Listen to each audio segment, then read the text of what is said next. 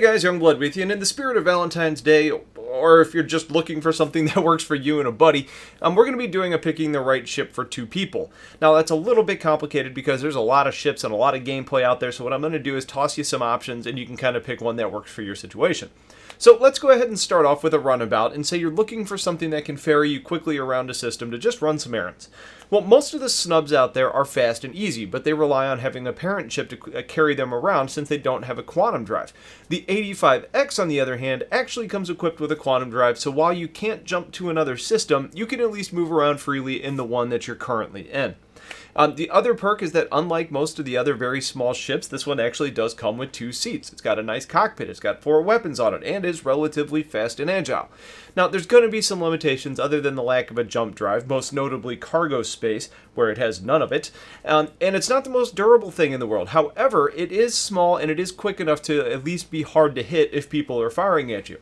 So if you're looking for something with low cost of ownership, ease of use, and mostly focusing in on sightseeing or general errands with maybe some combat or racing, the 85X is a really good option if you can swallow the weaknesses that come along with it. Now, if you're looking for something a little bit more utilitarian, then I have a recommendation for you. First off, I almost never recommend this ship because I kind of hate it. I think it flies like crap, it doesn't have a lot of cargo space, the weaponry is poor, it's just not that awesome of a ship in my eyes. But, for the purposes of this video, I'm tossing the Reliant into the ring. The reason it's making the cut is primarily the cockpit area, where there's 2 seats and one of the best visibility cockpits in the game. You can fly, your passenger can control systems, all while taking in the sights. It's great for that purpose. It does have a jump engine and some cargo space, so it can do things that the 85X can't, while being part of a line of variants, which says to me you have some upgrade options.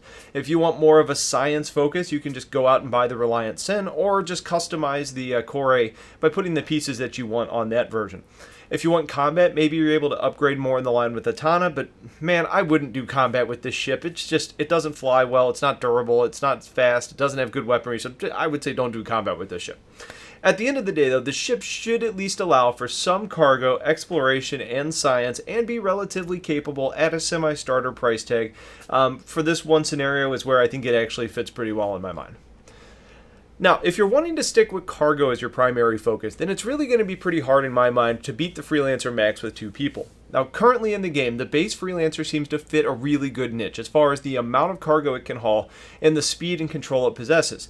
It can cost a lot of money to fill up a ship like a Starfarer or Caterpillar, something in that size range, but when you have the money, if you focus on high profit margins or kind of like pricey items, then you're in a really good place with something like the Freelancer, and especially if you're talking about the big brother of it, the Freelancer Max, that carries about double what the base Freelancer carries, and more than the Constellation Andromeda, which is a significantly larger ship.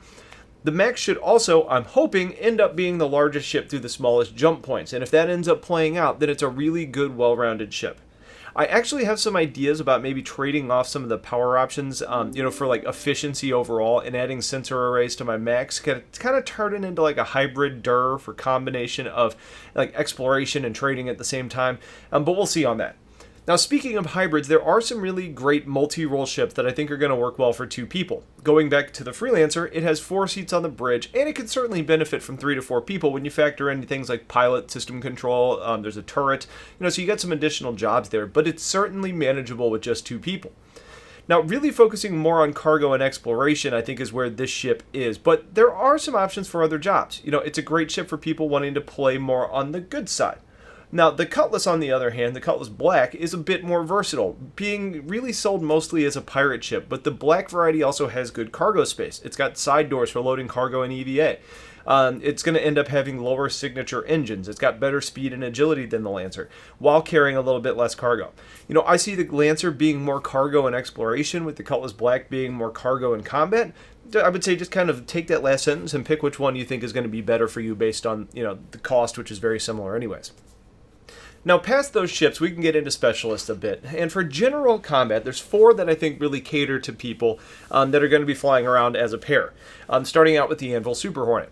Now, the ship is kind of the dedicated brawler of Star Citizen, with average speed and agility, its impressive durability, and the ability to throw 3 size 3 weapons on, and 2 more size 2s on the turret.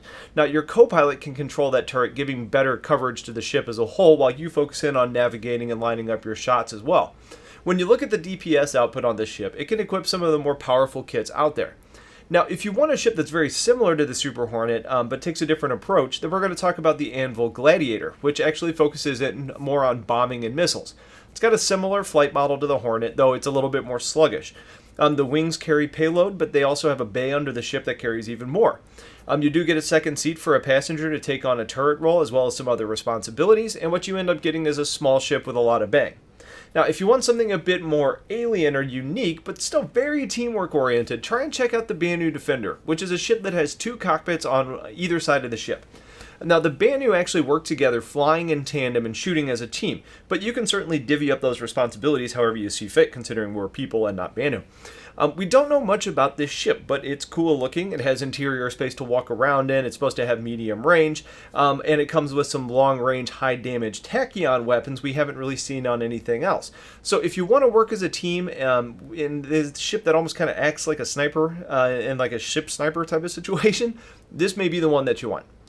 And finally, we're going to look at the Vanguard line. Now, the price there jumps up pretty high on that ship, but it's going to give you the Warden. That's a standard long-range heavy fighter that's got a large Gatling gun up front with 4 size 2 weapons, as well as having the turret on the top. And then you get the Harbinger variety, which carries 3 medium torpedoes in the inside. It has a railgun on the front, and up top you end up having a rocket turret for your passenger. Now, if you want to specialize a bit, then we can look at electronic warfare, and another Vanguard ends up being a good fit, being the Sentinel. The ship's known as the Trickster, and it still comes with some decent weaponry and long-range options as far as travel is concerned, but instead of a turret on top of that in a conventional fashion, it comes with a radar array for electronic warfare. Now, this is going to give you the option to do things like jamming signals or spoofing radar blips, and potentially some things like hacking and other abilities. The ship has a good computer on board to allow for those activities, and maybe even do some information running.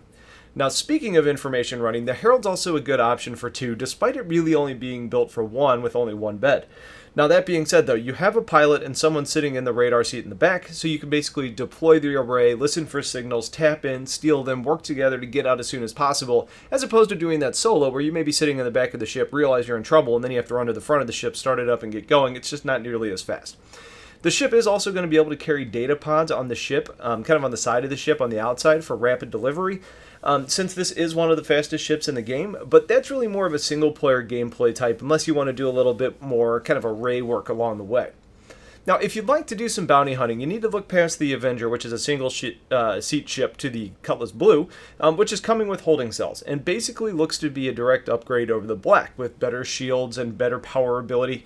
It should give you versatility if you want to rip out the holding cells, but if you want bounty hunting, there's enough cells that are going to let you stay out there for a long time, kind of collecting enough bounties to be able to go, after working as a team, to go sell off those targets at a big payday. Now, speaking of the Cutlass again, the Cutlass Red is also worth mentioning, because it's the variety of the ship that's a medical ship. You know, if you want to play ambulance and you want to fly in, grab people, heal them up, then the Red is about as good as it gets, with 2 auto dock stations in the back to heal. You got searchlights, you got good scanners, to help you find targets, side doors for easy boarding of patients, and what should be pretty good range. It could really set up for some fun and rewarding team search and rescue or kind of medical game session types. So there you have it. Those are some ships that I'm giving you to say, spend some quality time with your Valentine or some bro time, depending on your situation. If you have some that you like personally that you want to share with others that are good for 2 people, toss them in the comments. Otherwise, stay tuned for a lot more content coming soon. Have yourselves a wonderful day, and take care.